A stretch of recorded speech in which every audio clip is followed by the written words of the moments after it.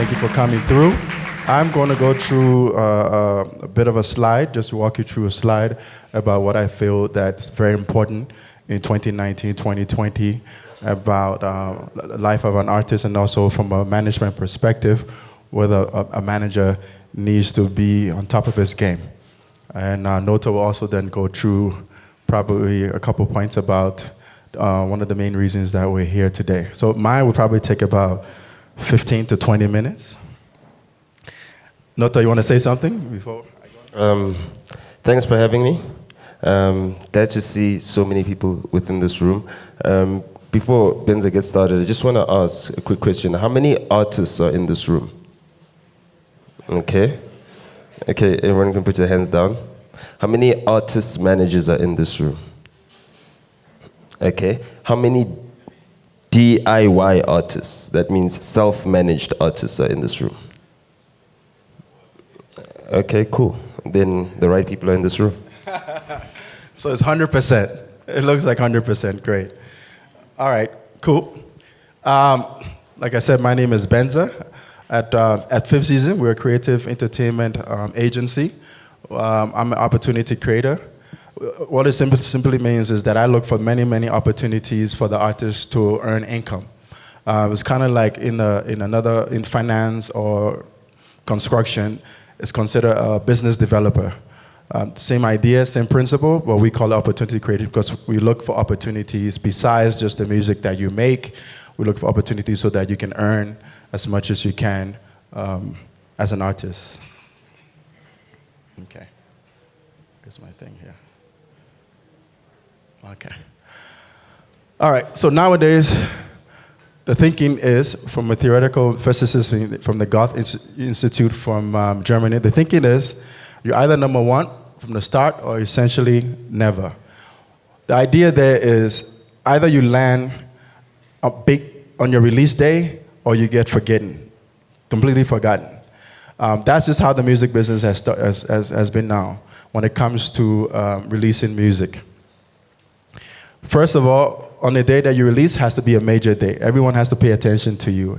It's either you're big on that day, or the chances are you're gonna have to struggle and work hard to make sure that you get your numbers going on for the long run. Today, an artist can instantly sell, I'm just gonna go through it for you guys and then talk through it, can sell millions of Twitters or Instagram followers a song, album, and it's dropped. Instant downloads, listeners can instantly download, stream it on iTunes and YouTube. Most of the things you already know. I'm just re-emphasizing it, knowing that it's something as a do-it-yourself or something as an artist manager you need to be aware of. Because you're not just building good music, you're actually trying to build major followings. What happens now when you drop a song, there has to be a build-up, there has to be some sort of rollout plan. Can you see? Okay. It's no longer there's so many music coming out on every given day, mostly on Friday, but every given day that when you want to release some music, you have to understand your strategy, you have to understand your rollout plan, and you have to understand when and how you release your music, because there's so many competition nowadays, and finding a space in this day and age is going to be very difficult. And we feel like because of all this happening, the most important thing now is you need to get a manager. You have to create a team. This is the time to build yourself a team or go and seek a management team. We feel like it's actually on a good side. It's great for an artist. The barrier to entry is quite lower than it used to be. Unfortunately, on the other side, doing it alone sometimes takes you a little longer to do it. All right? Okay. An average song is about 3 minutes and 30 seconds. So you actually have 3 minutes, 30 seconds to actually say, this is me, to announce yourself. Hopefully it's a strong release. Hopefully it's a strong song. Hopefully you have done other work to get people attention. And for your first 3 minutes, 30 seconds, you're now on the road. what we do at fifth season, now I'm going to speak from a management perspective now. Now that I've introduced what the context that I want to present to you guys is that there's a new music condition happening right now. And now that I've introduced that, I'm going to talk to you about what we do at fifth season. And at fifth season, one of the main things that we tell everyone that works with us, and before the day starts, and before we go bed at night, what have you done today to create demand for your artists? And creating demand for your artists comes in many different ways. An artist today is multifaceted. They can make money from brand activations, they can make money from social media, they can make money from writing for another artist, they can make money from playing, in a band, they can make money from shows. So what we want to do is, on a given day, what have you done today to create demand for the artist? Because the artist becomes not only a brand, but the product he creates is also sellable. Okay. So us at fifth season, even though the industry has changed, there are still some activities that you still must do. You still must be connected to the people who play your music. You still be connected to the people who receive your music. You still may be connected to the people who are somehow, some people call gatekeepers, but they're compilers and program directors. So for us at fifth season, we still the same kids that we started out 10 years ago. We still hustle. We still hustle to gigs. We still carry our flash disc to get an opportunity to play the music for a DJ that we know to introduce the music to the audience. We still do DJ sampling emails to all the DJs. We still make the phone calls to a DJ that make shows. Here's a new track, here's an exclusive track. If you play hip hop, here's a hip hop track. If you play house, here's your house track. We still have a relationship with program directors, compilers, and now we've even extended to having a relationship with DSP.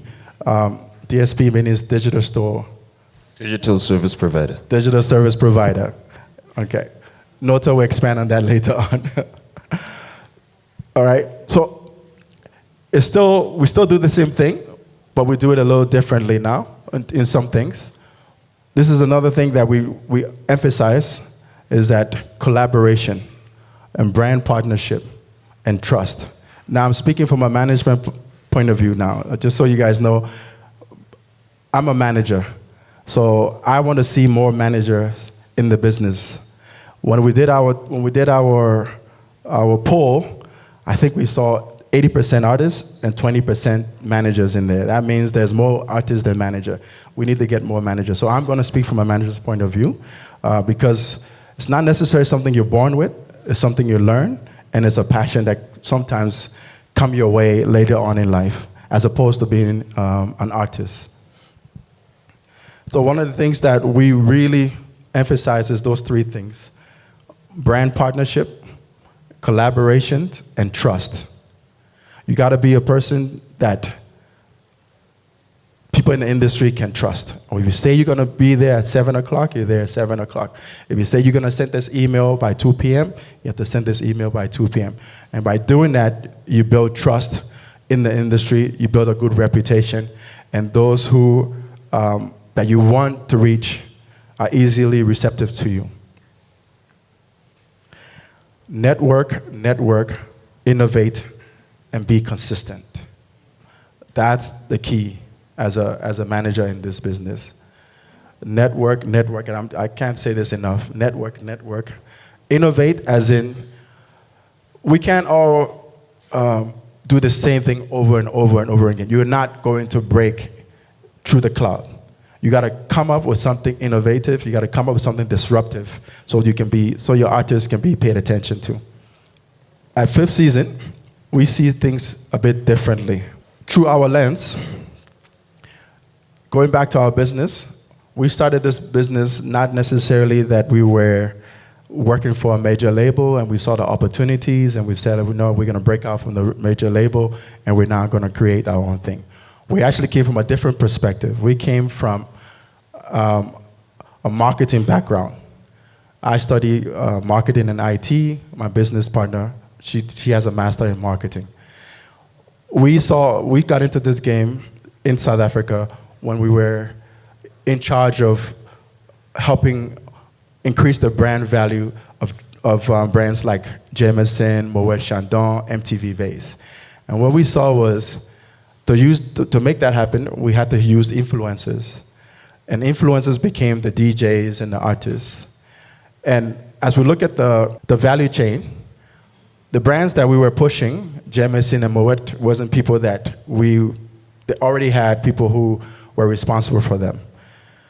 The brand that we're using, as in the artist and the DJ, needed management. But we felt like in the trifecta of them, the brand, and the audience, they were the most important key.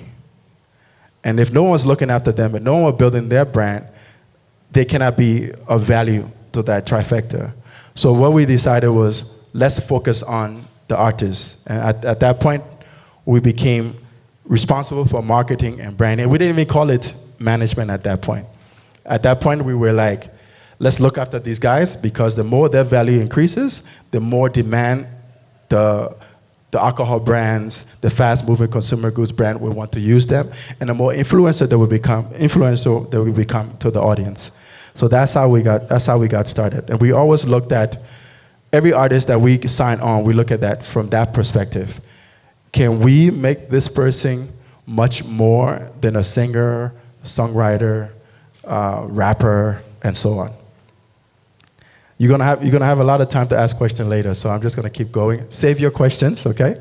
Write them down, jot them down, but we're gonna be here to answer as many as you have. These are the two people who run the business, and I just explained to you my business partners. They now also have a strategic marketing background. We came from the club space. We did events. We ran clubs, and we became the people who brands went to make their product as popular as possible. Now, the other thing as a manager, you have to get used to hearing no. You're gonna hear it a lot because you're introducing something brand new. You're introducing something to people who have not heard it before, don't have time for you, and just have their own agenda set already. And if you're breaking something and you're disrupting something, you're gonna hear a lot of no. So if you don't like no's, I think maybe get a different job.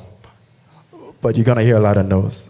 And we enjoy hearing no's, because hearing no's for us meant that we were doing something different, meant that we're doing something that actually people needed. Hearing no's, we heard no's from, I think it was like 2011, 2009, 2010, when hip-hop was just growing. We heard no, colored guy wouldn't make it, English rapper wouldn't make it, the music is sort of not hood enough. We heard all those no's. We heard no's from all the major labels. We heard no's from all the independent labels at that time. And the more we heard no, and the more we listened to the music, and the more we saw the passion in the artists, it made us actually want to do this even more.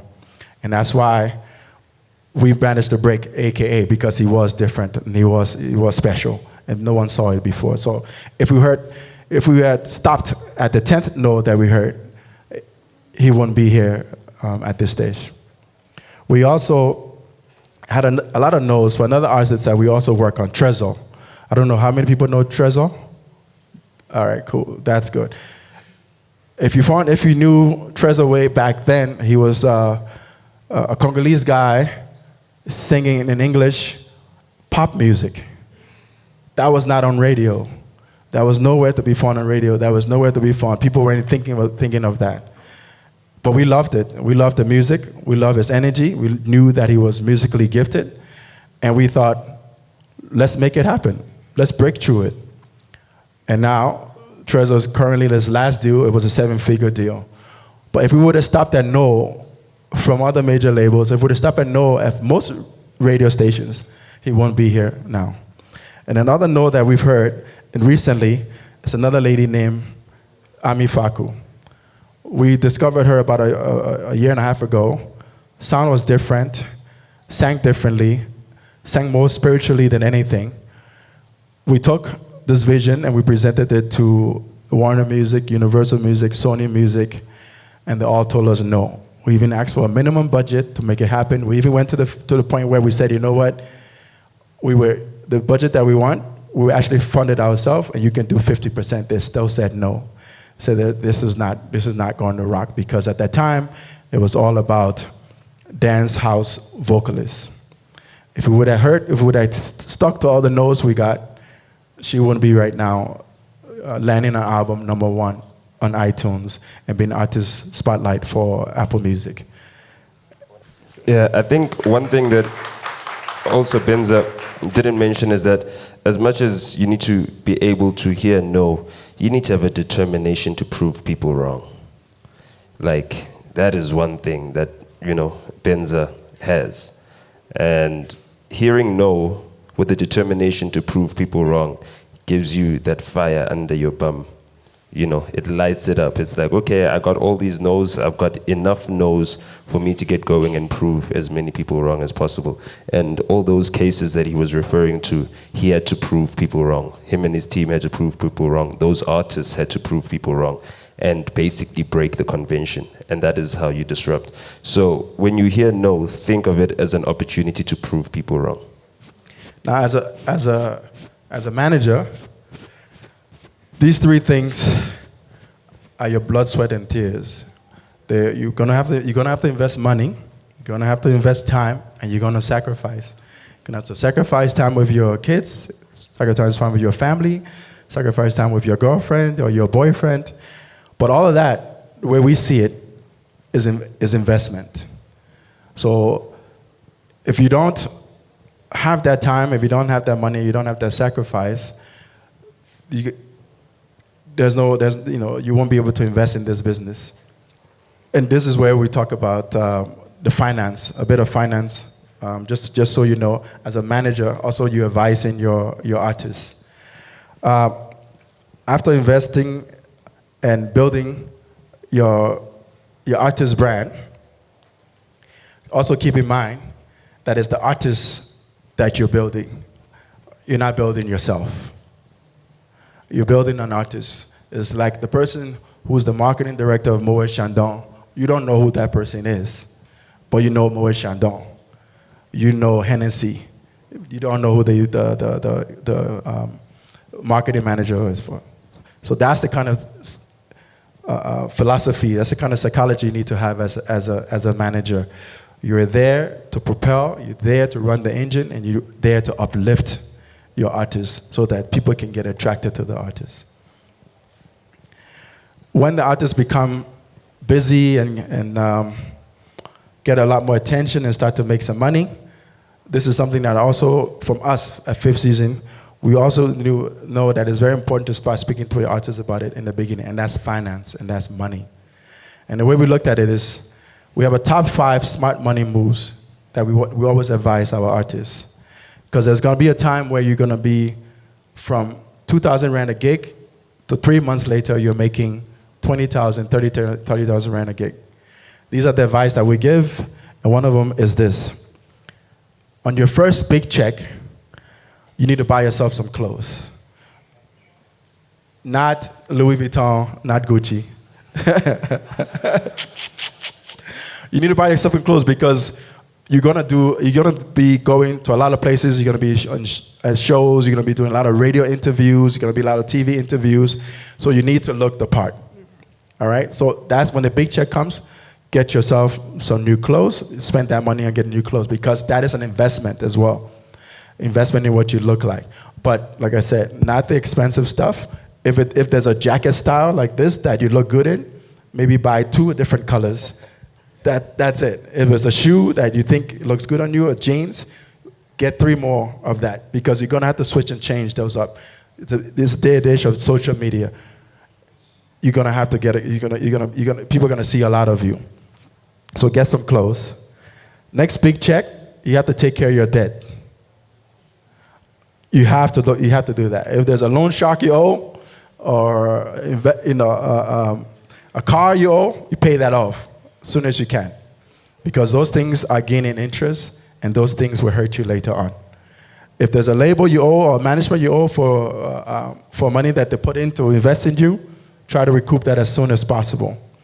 That's what if there's a family debt, if uncles or mom's been taking care of you for the last 2 years as you build your career, sort her out when you get that big check, okay? Then out of the third big check, we advise buy an asset or two.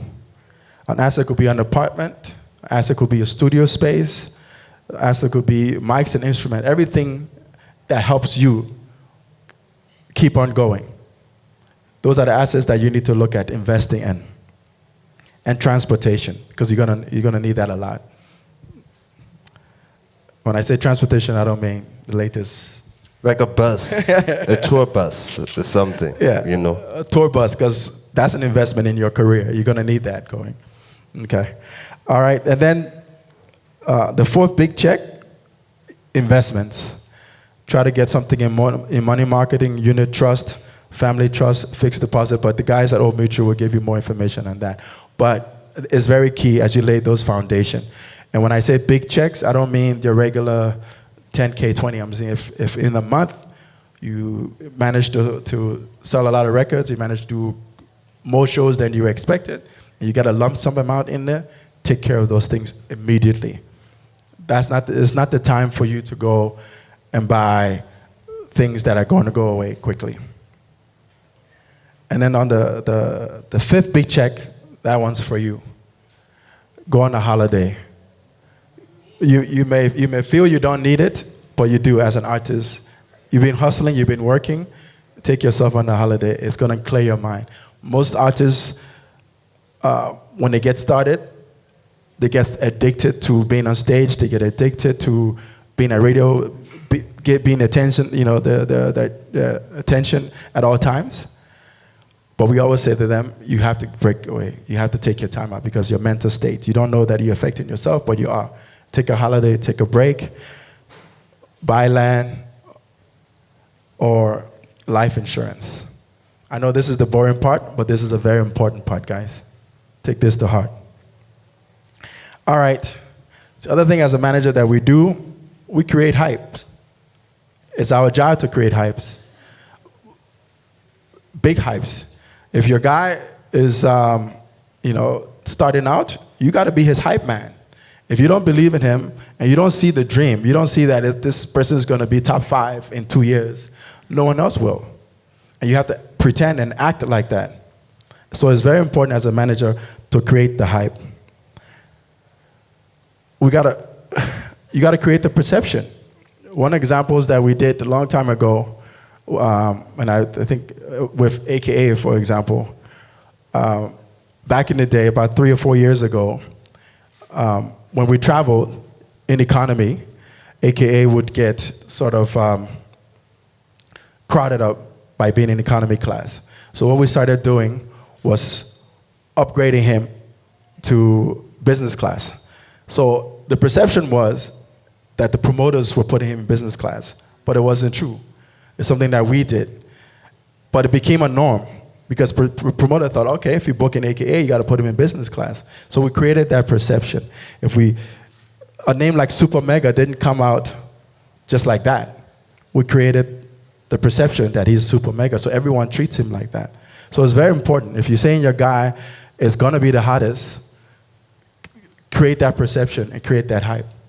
But most importantly, you have to also tell your artists, don't believe the hype. The hype is for the consumers. The hype is for the audience. When we're together as partners, don't come acting like you a movie star. When we know we're not a movie star, we just told them we're a movie star, but we're not. So it's important as a manager to tell them, don't believe the hype, but you need to create the hype, okay? I'm going to skip through this because I think it's about once as an established manager, you're going to be building something that's probably not normal in Africa. Just recently, actually, it's become sort of an established career, kind of an established industry. But before, when we started 4 or 5 years ago, When you try to get a loan from a bank saying that you are a small record label, you're trying to get a loan, you're a small management company, they'll be like, what are your collaterals? What are your assets? And those were not normal, but we had to build them. We're still struggling there. We're still a small agency, but that's something you need to know. In Africa, when you're building something that's new and different, you're actually building the infrastructure as you go along. You're actually paying rent as you go. All right, cool. That's all. I have some closing discussion for later on. Just look through that, but I'm also now going to just let Nota take over and highlight a few things. Thank you, guys. I hope you guys have taken down the notes.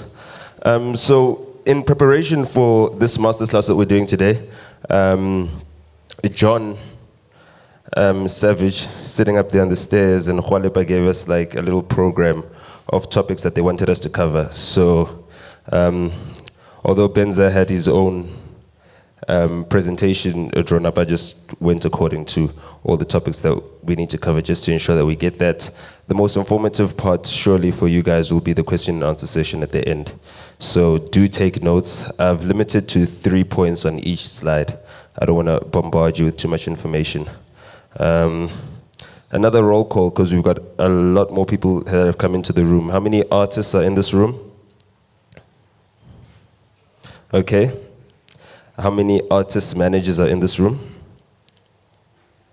Okay. And how many DIY artists, self-managed artists are in this room?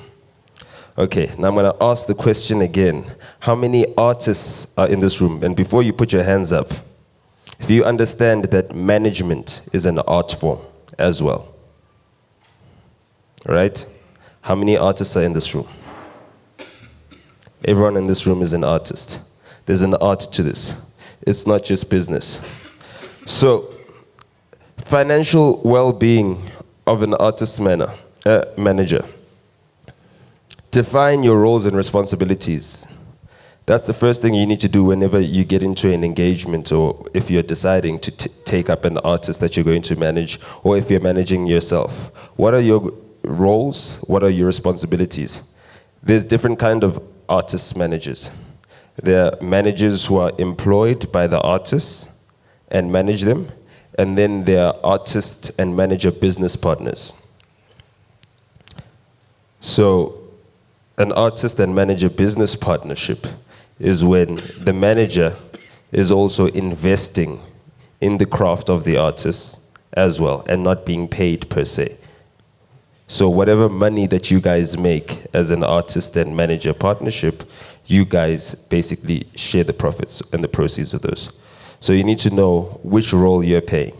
Are you going to be a salaried employee working for an artist and just a manager, Or are you going to be a business partner? So are we all investing everything that we have into creating a career that's going to benefit us both in the long run? Define your level of involvement. So how much are you investing? How much time are you investing? How much money are you investing in this? So that you can also understand what sort of returns you need to expect from this. That's also very important. Know your risk personality. This is very important in any relationship, even like when you're dating and stuff like that. You know what I mean? You need to know your risk personality. Are you the type of person that likes taking risks, bold ones? Or, are you the type of person that's more conservative in your approach? If you know you've got a high risk appetite as well, you need to know how to temper yourself. You need to make sure you don't get yourself into trouble by being overzealous or over-investing in things that might be frivolous in the end.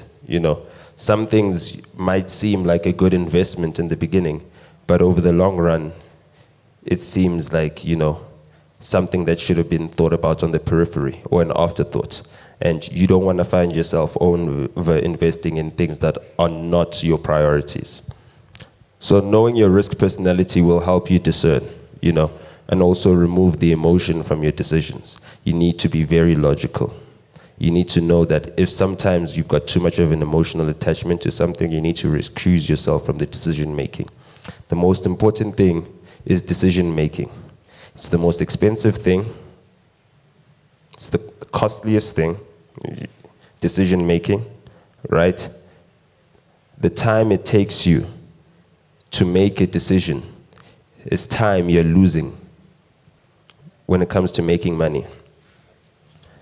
And if you are an indecisive person, you will lose out on opportunities. So you need to learn to decide, and you need to be logical about it. If your emotions cloud your judgment too much, it'll take you too long to decide. There's too many other subjective factors that influence your decision making. And what you need to do when you make a decision is be objective. Okay, contracting on behalf of artists and management company. Get professional legal counsel, that's the first one.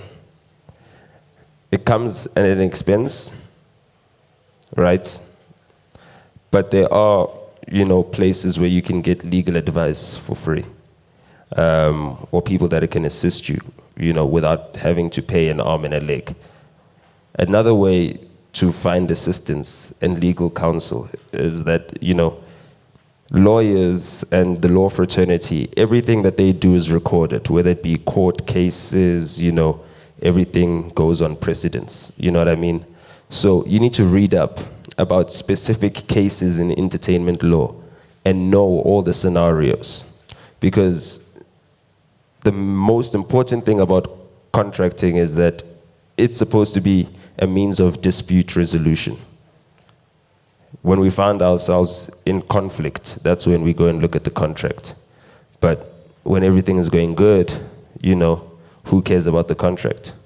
So you need to know that you're getting the best professional advice and that you're within the confines of the law or best practice. So you need to read up and do your research as well. Find the right lawyers and make sure that they're giving you the right advice. Define your objectives and ensure that they are measurable, and draw up a holistic career plan. So now, when we're contracting this artist, right, we need to understand what are our objectives, what are we trying to achieve together? And that is what we are now making sure that we're putting the fallbacks of any fallouts that happen while trying to achieve this in the contract, to resolve any disputes that we may have or that may arise while we're working on this together. If you don't have a drawn-out plan as to what your career plan, and it's not holistic as well, you'll find that whatever you're contracting and putting down on paper falls short of, what your objectives are. It's like getting household insurance for the building, the roof, and none of the contents that's inside. When someone breaks into your house, they're not going to steal your roof. They're going to steal the TV. They're going to steal whatever they can get their hands on. But if that's not covered in your insurance, they'll be like, sorry, only claim from us when your house gets burnt down or something. Right? So those are the things that you need to do. You need to preempt, that is not supposed to be. Preempt everything, even the most improbable, and create measures to mitigate fallout. So you need to find yourself in a situation and play a scenario out. As in if this was to cause conflict between yourself and the artist or the talent, how would you deal with the fallout from that? How would you resolve this conflict? How would you ensure that there can be an amicable resolution? Or how would you then decide that, actually there is no resolution, maybe it's best to just part ways? You need to know all these things. You need to preempt all these things, because these things do happen. And we cannot be oblivious to it. That's what we consume in the media. You hear about artists and managers and record labels having lots of conflicts. So you can assume that you will encounter it at some point. And therefore, you need to preempt it and prepare yourself for it. Right? Have an exit strategy. The next one is about creating a career that can stand the test of time. First thing you need to do is set yourself apart. I'm gonna peel a leaf from what Benza was talking about earlier. And he had a challenge where he had a hip-hop artist who was, colored or considered colored, and fell within a minority group within this country. And they were trying to break him into the mainstream. They did not focus on all the things that make him like everyone else. They focused on all the things that set this artist apart. And they amplified those things. And therefore, all the people who might have felt like they might not be able to relate to this person or might not relate to this personality, you could find something within, this artist's individual brand and individuality that they could at least respect or accept or consume or want to find out more about. And that is the importance of setting oneself apart. You need to be able to disrupt whatever space you enter. And you need to be able to set yourself apart. Work on improving your craft. That goes for everybody, artist, manager. This is a craft. It's an art, and you need to work on improving it constantly. You need to get better every single day. Not just because you need to improve yourself, but time waits for no man. And no man can pause time. And the time you're not taking to work on yourself and your craft, someone else is taking to work on themselves and their craft. And this is very important when it comes to building a long-lasting career, because as much as we like to think that we might be irreplaceable and indispensable, we're not. There's a computer that can replace you. It's not even personal. So you need to work on improving your craft every day. If you're an artist, a singer, you need to be making sure that you're doing your vocal training and every day. Because when they ask you to come perform at your 50th anniversary and you can't hit a note, it's tickets for you. If you're an artist manager and you're not working on your craft and improving it every day, the marketplace is changing. Technology is disrupting everything. The way in which we did business 10 years ago is almost completely different to the way that we do it today. Yes, there are some fundamentals that, remain the same forever, but it's changed forever. Back in the day, we were trying to sell CDs. We were trying to sell CDs. Nowadays, only Amifaku can sell CDs. You know what I mean? So, the game is changing. And the way in which you approach your work is basically based on your skill level at the time. So you need to make sure you're constantly working on improving your craft. Be bold and patient. You know what I mean? Be bold. Have you ever seen a guy walk into like a snooker bar and then find the biggest snooker player in the room and then say, listen, I'm going to hit every single ball into the pocket before you even get a shot? And then he does it. That is like a really bold person. You understand? You need to be believing in yourself and back yourself to make bold moves, right? And then you also need to be patient, because while you're trying to make those bold moves, you'll get resistance. While you're trying to disrupt, you'll find people that are trying to put you in some sort of order, right? Some sort of established system or status quo that everyone ascribes to without questioning, that you need to now challenge, right? You need to be bold to do that and be patient. You need to know that it's fine, I can take this light-skinned colored boy, who's Lani colored maybe, not appealing to every single black person or every single white person, and be different and work on this person's craft so that people will then catch up to them. And that's where being bold and patient comes into play. Sorry, when I get anecdotal, I like to speak about other people, because when I speak of myself, sometimes I feel like I'm bragging. Building your brand as a manager. Your work will speak for you. Do it well. I think that is like the key takeout that, all artist managers or self-managed artists should take out. Your work will speak for you. Do it well. However you apply yourself to your work, right, will result in people understanding what sort of brand you are and what you represent. And it takes a long time. It takes consistency to build your brand. But if you do your work and you understand that it will speak for you and you do it well and you apply yourself, over time, people will see the consistency, will see the application and respect you. And that is how you become reputable. And that is how you build a brand. Maintain meaningful relationships. It's about who you know. I'm sitting right next to Benza. For the past 10 years, I think maybe, like, we've worked on rival hip-hop acts, right? You know what I mean? Trying to beat each other, you know. He was trying to make AKA the biggest rapper in South Africa. I was trying to make Kwesta the biggest rapper in South Africa.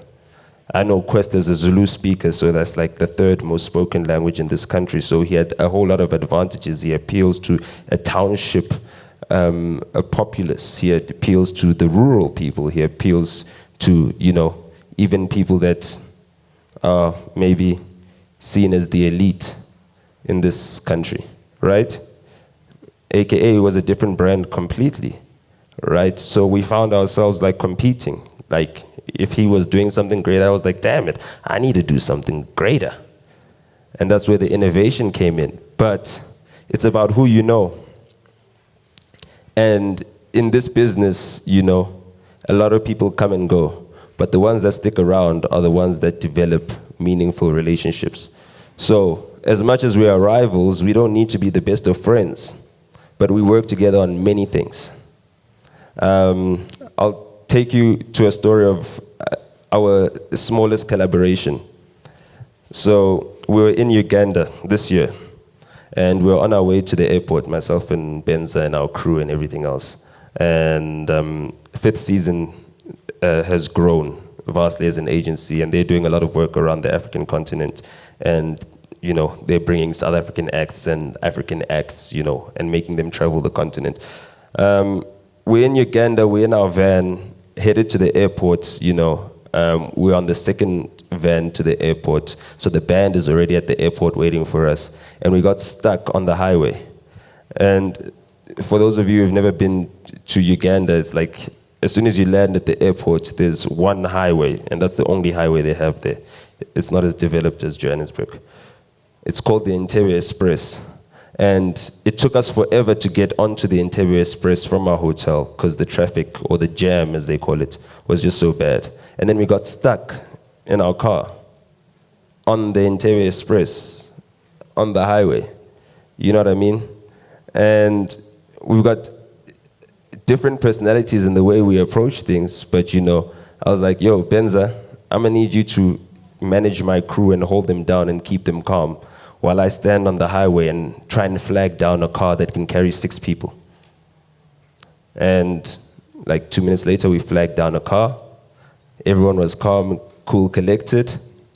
We got, like, Uganda's a very friendly country. It's not like here. So, no, seriously, like, you don't lift strangers here. Don't do that. That's how you get hijacked. And they took us to the airport, and we made it on time for our flight, you know. But at that point in time, you know, we had to put our pride aside and know that we've been working together and that we need to be able to work together to get the results, to get us going from point A to point B. We're stuck on the side of a highway in a foreign country with no one that we know near us, but we're able to work together and get ourselves to the final destination. And that's it. You know, we don't need to call each other when it's like someone's kids' birthdays and stuff like that and be friends, but you need to be able to keep relationships, manage relationships, and those relationships need to be built on something meaningful, like respect, because we respect each other as professionals. So maintain meaningful relationships because it's about who you know, not just what you know. Collectively, I mean, individually, he knows a lot. I know a lot. You know what I mean? As much as I know, I still need to pick up the phone and call Benza over here and say, I need your advice, I need your help, I need us to collaborate. And he does the same thing. And funnily enough, so does Bill Gates. I don't know if any of you guys have watched the Bill Gates documentary, but when Bill Gates is challenged, as one of the richest people in the world, he needs to call his friends. He needs to use his relationships. So do you, as a thousandaire, because even the billionaires need relationships. Okay? Create value, build value, and protect your reputation because it defines your brand. I alluded to that in the beginning. We are creating value. We are creating opportunities, but these opportunities that we create need to be monetary somehow. There needs to be some monetary value to it. And that's what we're trying to create. We're trying to create opportunities to build values. While you're doing so, you need to understand that your reputation, protect your reputation because it defines your brand. You can create all the opportunities in the world and build your value and step on everybody's toes. And you've got a bad reputation. And that's what defines your brand. You need to make sure that you've got that balance because there's a thing about vaulting ambition. For those who read Macbeth in high school, there's a thing about vaulting ambition is that sometimes if your ambition is just too much and you don't understand that no man is an island, right? And that you will rely on other people to help you get somewhere at some point, then you will do things that will damage your reputation, that will make people not work with you, that will make people not want to invest their time or use their brand or add value to whatever it is that you're doing because your reputation is messed up. And that's something that we need to learn to protect, like our reputations at all costs. It's a very simple thing. It's like you get to a party, and I like to think of this entertainment industry as a party because at every party there's a guy standing at the door, and if you've got a tag, you can get in the party. And the only way you can get a tag is if someone inside the party who has a tag knows you, right? So that's it. If you don't protect your reputation, you'll be outside on the glass, watching what's happening on the inside. And knowing that you don't know anyone inside there that can give you a tag or give you access, to the opportunity. So create value, build value, and protect your reputation because it defines your brand. As big of a star you want to be, you need to understand that your light needs to illuminate, not overpower. You understand? You need to give people light, help them see. You understand? Not blind them. Future planning is what got us here. And Benza spoke about it when he spoke about how fifth season got into management. Is that they were doing events or experiential, experiential brand concepts, I guess. Like, experiential marketing. Yeah, branded campaigns, you know what I mean? Impact marketing, experiential stuff for big brands. And they saw that, they're working with a lot of talent. And that talent, when it comes to management or career guidance, is underserviced or underserved. So they envisaged a future where there is like a professional management company that's managing the careers of artists. And then they saw that opportunity. And then they ventured into that. Right? And then they set precedents because they were pioneering, they were innovative, they were professional. And that's how they built their reputation. And then you look 5 years in the future, what they started, other people are doing. They had to know that we need to do what we're doing so well and so good that other people will start doing it. And if other people start doing it, we need to still do it better than them. And these are the things that you need to consider when you're future planning. If you're an artist and you're making music, you need to see a future for yourself where you're like the biggest artist. And then plan for what happens when you become the biggest artist. That's it, because being the biggest artist is not the end goal. At the end of the day, the end goal is to die happy. Funnily enough. You know what I mean? So you need to ensure that you're planning for the future and you're projecting and casting ahead, hypothesizing. You know what I mean? And then using your theories and practicalizing them. So part of future planning is stay informed and up to date.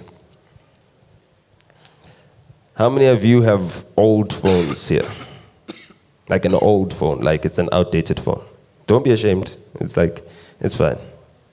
You understand? Cool. Now, the thing about being limited from a technological perspective, right, is that you're losing out on opportunities. And some of you might have old phones, right? But you got 3,000 Rand sneakers.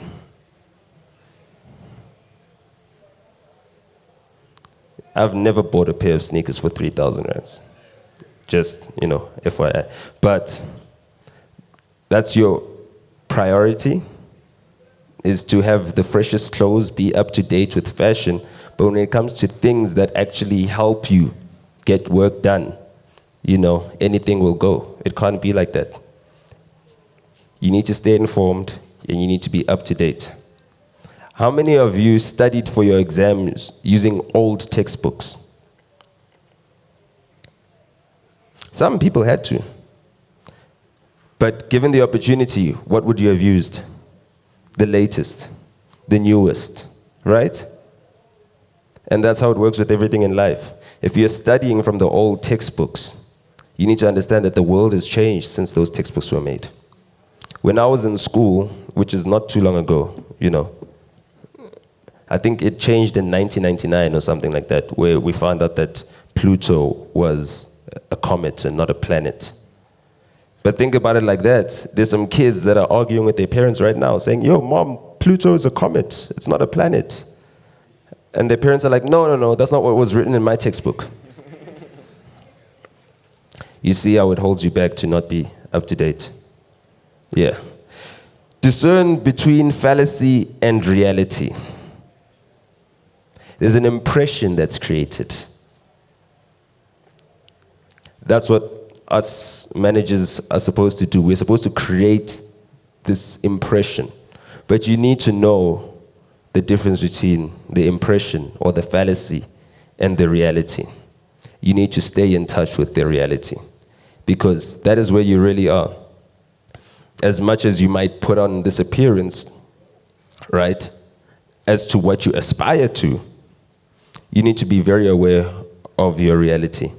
That helps you manage expectations as well, And when it comes to future planning, you need to know the difference between the fallacies and the realities, because what really makes you plan for the future, right, is just your competitive nature. You see other artists doing great things and you want that for your future. And that informs how you make decisions about, your career moves and everything else. You need to know what the fallacy is when you're looking at someone else's playbook and know what the actual reality is.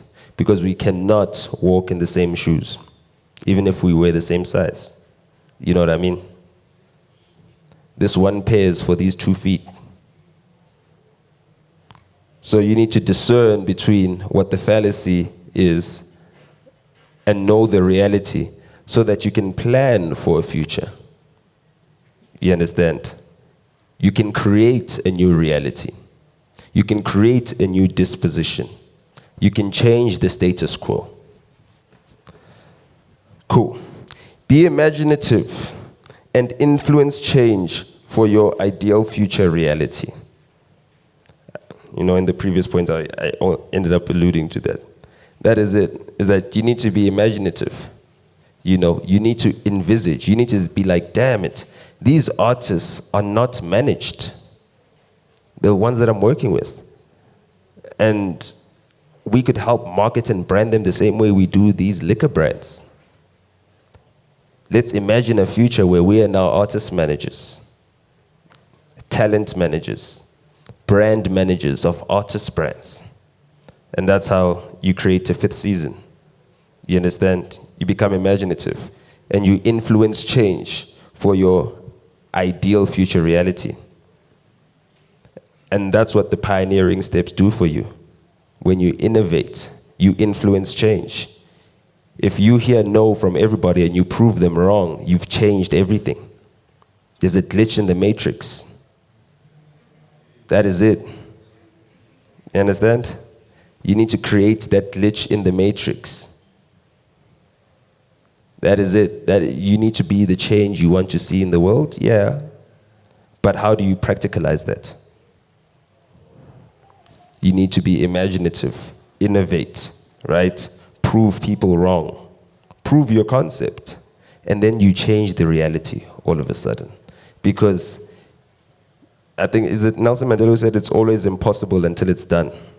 Imagine that. It's always impossible until it's done. As in the collective consensus, everybody believes that it cannot be done, and then you do it, and then everybody's wrong. Then reality has changed. You understand? Cool. How to be financially independent as an artist manager. The first one is pretty simple, it's self-explanatory. Spend less than you make. I mean, like, that's basics. Spend less than you make.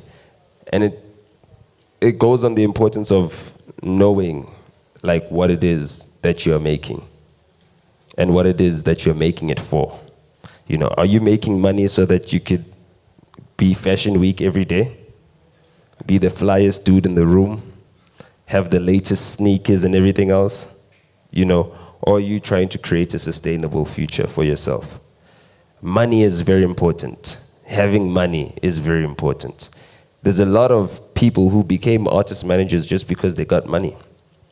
They got access to finance, which means they can make opportunities, realities, much easier. So if you're spending all of your money, you're giving yourself less opportunities.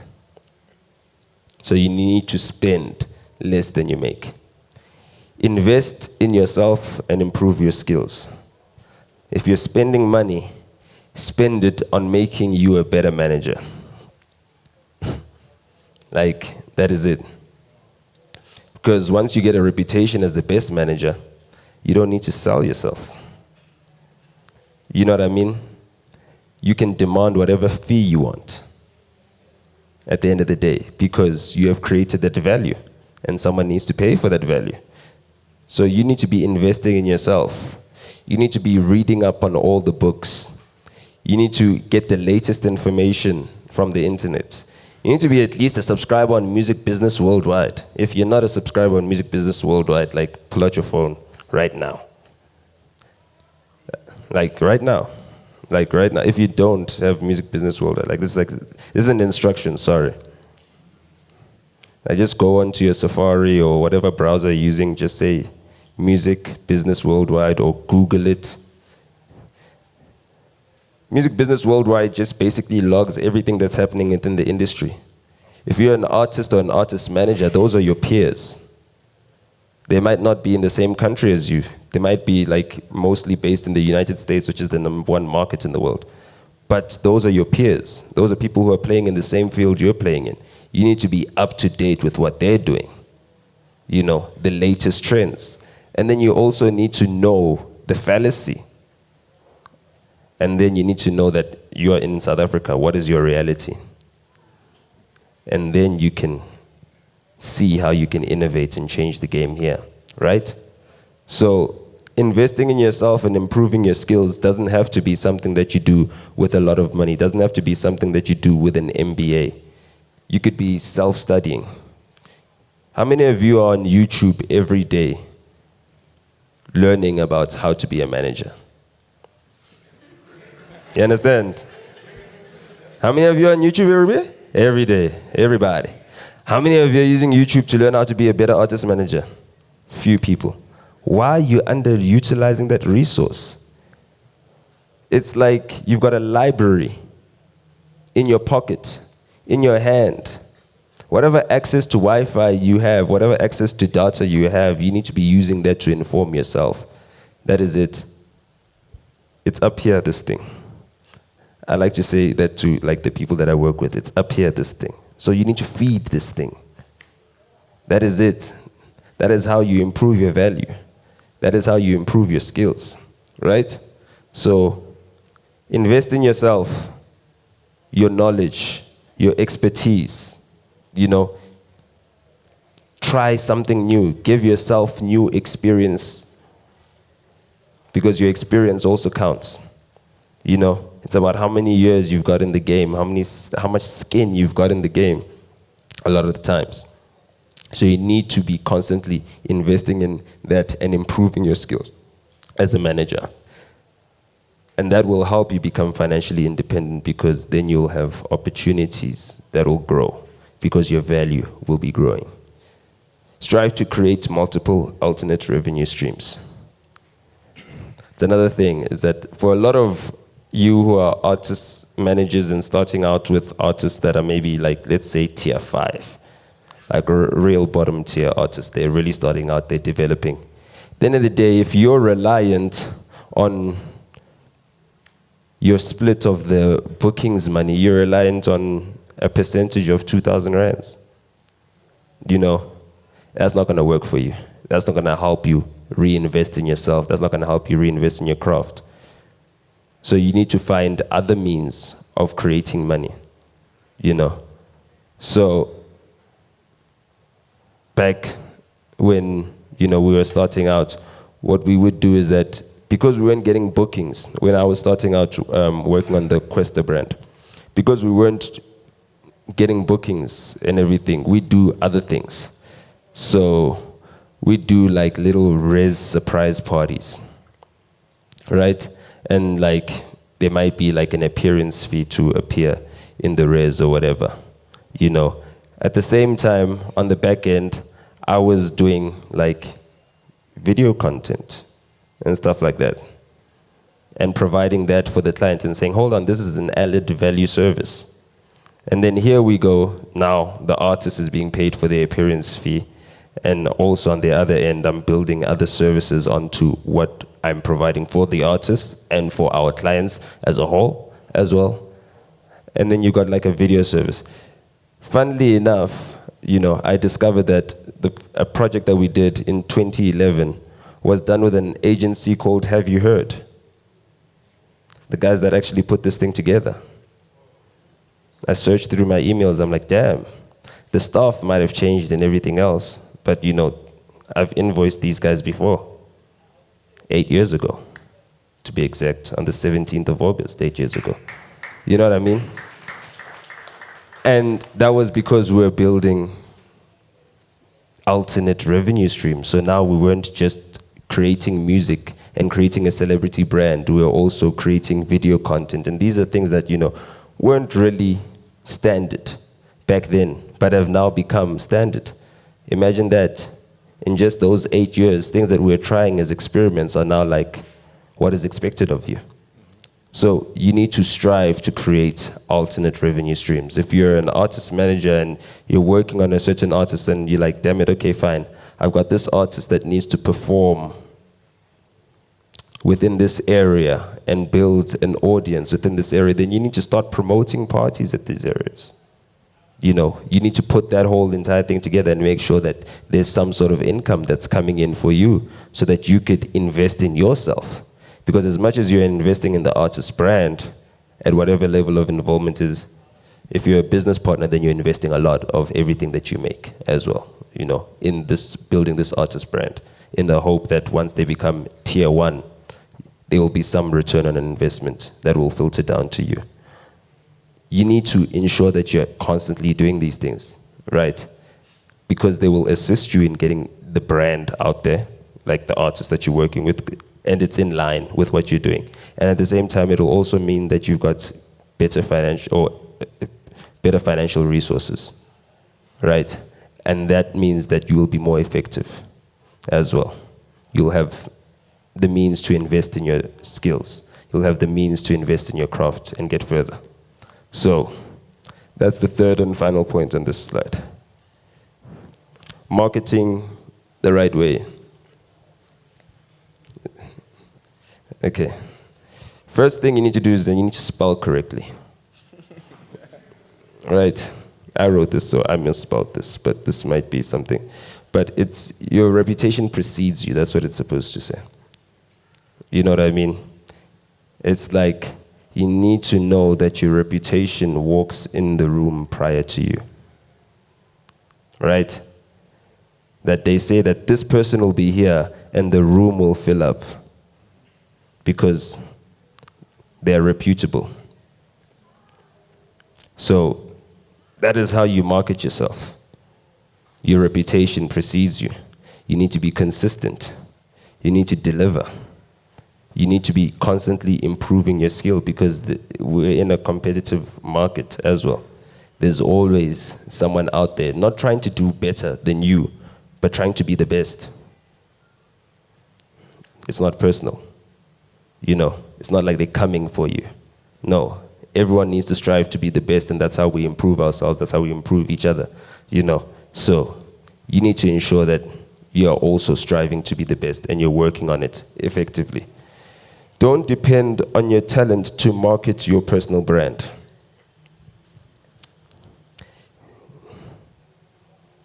Can be very tricky. Because, like I said in the beginning, you know, sometimes you have fallouts. Sometimes you have conflicts. And in the space that we're practicing in, you are the person in the background. And there's a court of public opinion. You know. And if you're reliant on your talent to market you as a manager, if Benza was reliant on having AKA saying, no, Benza's the best manager in the business and everything else, you know what I mean? What happens when they have a fallout? You know, the conversation is different. But because you're focused on your business and your business keeps on running and is consistent and you're delivering, it matters not what happens in your relationship with your talent at that point in time. You understand? That will not affect your reputation. Because at the end of the day, as much as anyone can, you know, say whatever it is that they want to say about you, the people that you work with know what your professional reputation is. They know that you answer to emails.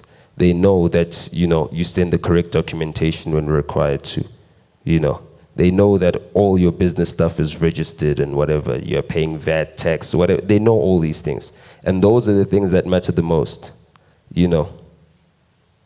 So don't rely on your talent to market you. If you're a DIY artist as well,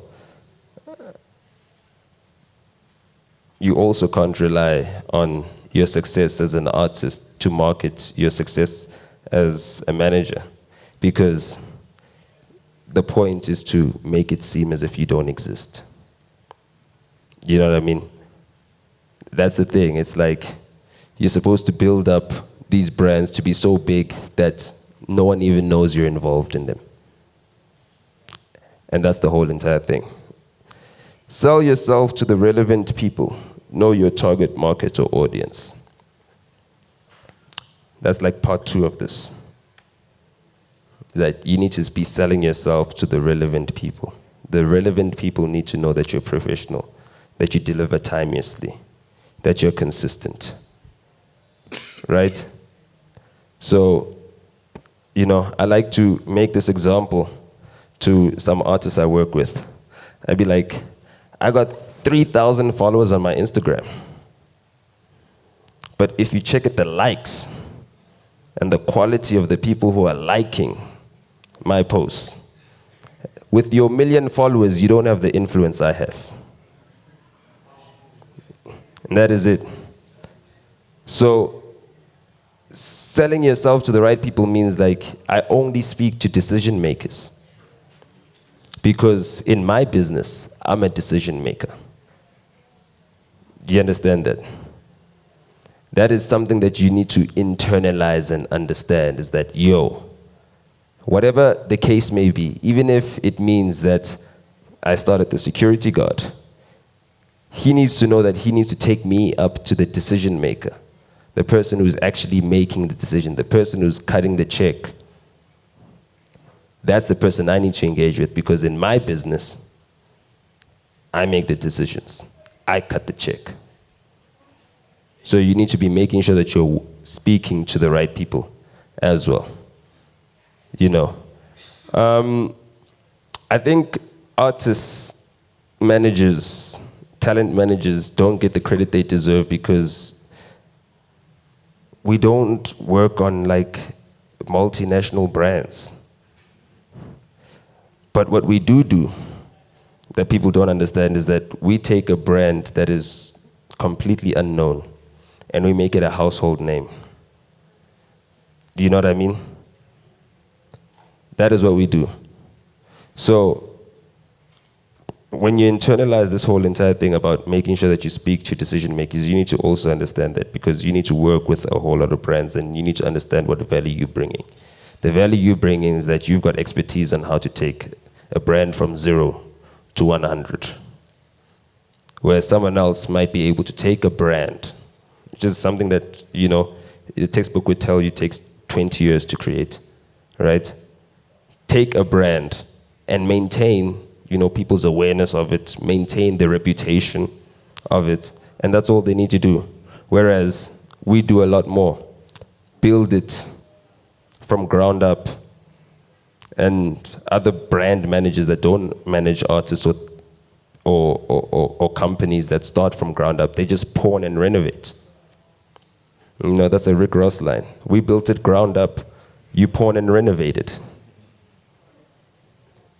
So you need to understand your value in that regard, right? Because there's a lot of people that you'll need to work with that don't understand this. And you need to challenge that. We face the same battle all the time. You know what I mean? I might be speaking to like the brand manager of Vodacom or whatever. Or let me use an example of Telkom.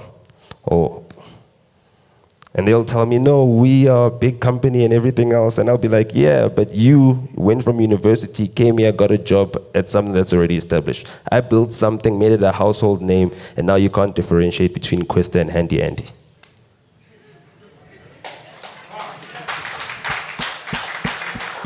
Understand what I'm saying? And that is the role you play as an artist manager. So sell yourself to the right people, sell yourself to the relevant people, forge those relationships and the partnerships with those people. It's not about quantity, it's about quality. You understand? If you go, and this is a challenge, if you know my Instagram at La Vida Nota, just go through the pictures and scroll. See the people who like. They're some of the top, most influential people in the music business in the world. Not South Africa. In the world. Because now we're at a level where we're working on ourselves and we're growing our brands as managers, and we're not just serving the South African market, we're actually now selling South Africa to the rest of the world. And the challenge to us is to be as good as everybody else in the top markets in the world, and influence there and show them something that maybe they have not experienced or something that they're not used to. And we need to make sure that we're relevant to those right people. Right now, as it stands, right, I'd like to tell you a small, simple story that maybe you won't understand. In 2 weeks from now, right? Is it 2 weeks from now? Where's John or Khwalepa? I don't know. They've got like a YouTube session that's coming in. They've got the entire global team coming in from YouTube. Some of those people that are coming into the global team were giving me a walk around of their offices in New York not too long ago. They are coming here, but those are people I chat with on WhatsApp already. Marketing yourself to the right people. So as when an opportunity arises or when anything arises, you're the first person to be in the know. And that's how you get more skin in the game. It doesn't matter that, the cashier at ShopRite recognizes you. It doesn't, really. It doesn't. It matters that you show another person respect. So when you walk into this building or whatever, you greet the guy who's at the security gate and everything else. You ensure that everyone knows that you have a level of respect for human beings. That's one thing you need to maintain. But do not play yourself. Do not take yourself to a frustrating point where you're now speaking to a person who's got no power to make a decision. That is just a waste of time. That is it. Your image versus your finances. Nobody likes a show-off. Can't be too flashy, risk attracting all the wrong attention. That's a Kid X line. It's something I live by. I can't be too flashy, I risk attracting all the wrong attention. Now, you could go to Diamond Walk, buy the latest Gucci, Balenciagas, and everything else, whatever it is, you know what I mean? And it starts at levels. By the way, Gucci is the cheapest of them all. So if you want to start there, that's entry-level stuff. You know what I mean? If you want higher level, that's D&G, Louis Vuitton. I can't outshine the emperor or the master. I can't come here draped in all this clothing because I'm very aware of the situation in my country. I'm very aware that this is the most unequal country in the world. So in a place where, like, if we were living in Luxembourg, it wouldn't matter that much, right? Because it wouldn't be showing off. That's the country with the highest per capita GDP. That means the gross domestic product divided up by their population is their highest in the world. You know what I mean? That would be not showing off over there. But here in South Africa, it is. I can't attract the wrong attention. You can't say something about your brand that doesn't represent the values of what your ambitions are. If you want to be a great artist manager, you shouldn't be known as being the greatest fashionista or getting the latest brands. Because let's say, for instance, the artist that you manage does not know how to manage their money and they end up broke or whatever. Then the first accusation is, oh, you stole their money. That's bad for your reputation. It's something you can't, maybe the guy was a junkie. It's like, seriously, like, this happens. And now we look at the artist manager and we're like, damn, man, I like the swag that you got on. It's like, and these are the things that will affect your reputation negatively, like almost irreparably. Because no one can trust you if there's an accusation that you're benefiting or you're enriching yourself because of your artists. If Benza came here, had Maybachs parked outside and everything else, and came in a show of lights and was looking all flashy and stuff, people would be like, hey, but his artists are not living like that. That would affect his reputation.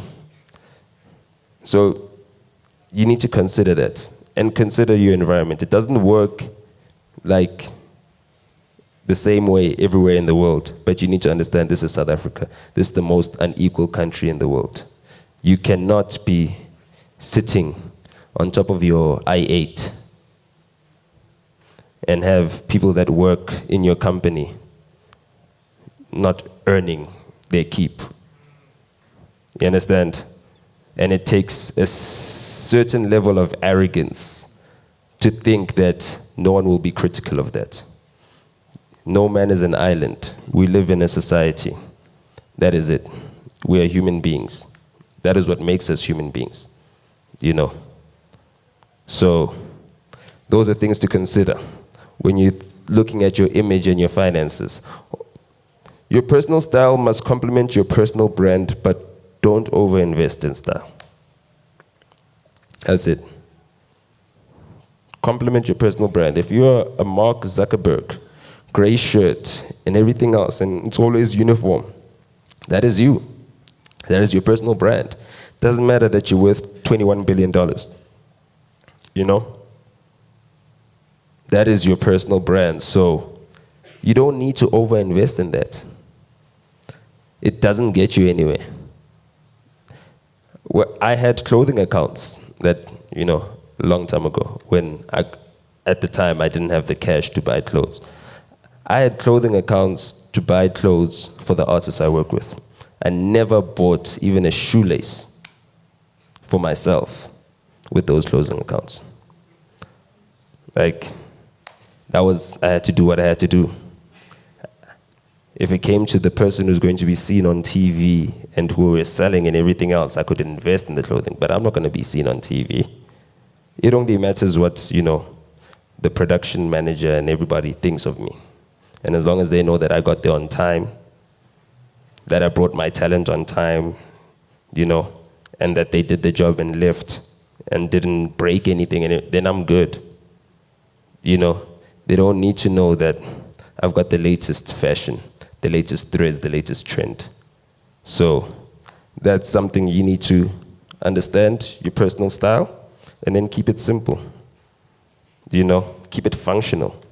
Don't let it be the reason why you're attracting people's attention. Oh, I like him because he's always got the flyest kicks. That says nothing about your application at the workplace. Right? Yeah. And it can be a distraction. Like, it can be a distraction. Imagine you're with your artist who's whatever, a big brand and everything else, and everybody's like, hey, and look at the manager's sneakers. Damn, guy's flashy and fly and everything else. Now it's becoming counterproductive. You're supposed to be invisible, you know? You're supposed to be in the background. And now you're coming to the front line because you're too flashy in your appearance. And what does it say about your finances? It means that you're spending money on looking good, being stylish, having the latest trends. That is not something that we want to see in our artist managers. As much as a person you might want to be stylish, and is it good for your business? It's not good for business for me to come here in a Balenciaga cap that costs 8,000 rands. You know? What's good for business is like picking up one of the free caps I got as a freebie and putting that on. You know, make sure I'm neat, clean, okay, cool. And that's the functionality. And that's all I limit it to. If your finances are in order, no one cares what you look like. How many of you think Oskido is stylish?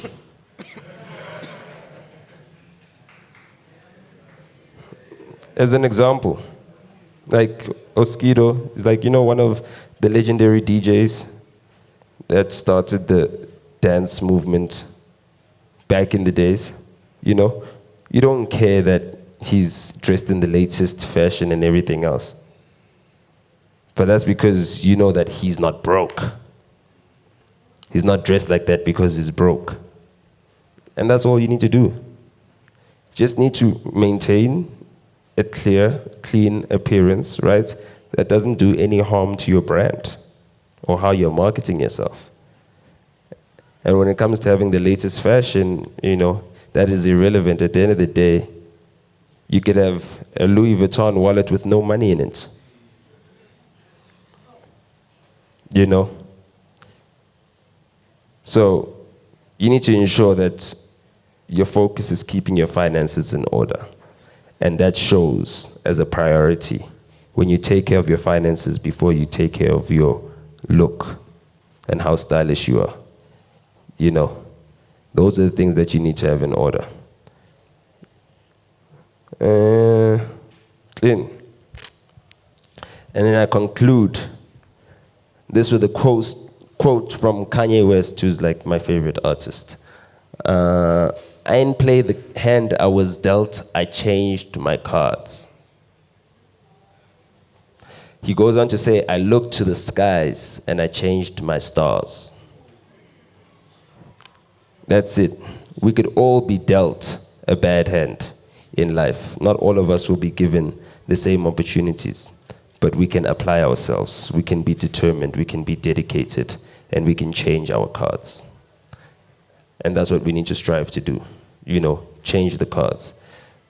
If you came into the game with $100, you need to change that situation. You need to leave the game with $1 million. You know what I mean?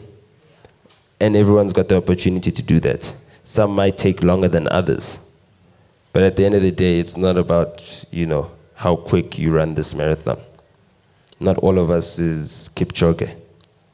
We're not going to do this in 1 minute and 49 seconds, 1 hour and 49 minutes or whatever it is. You know what I mean? We all got to run out at our pace.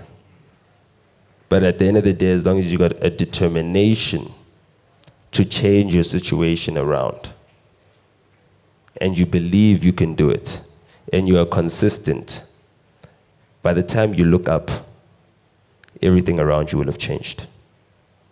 That's it. You just need to be able to keep your head down and work at it constantly.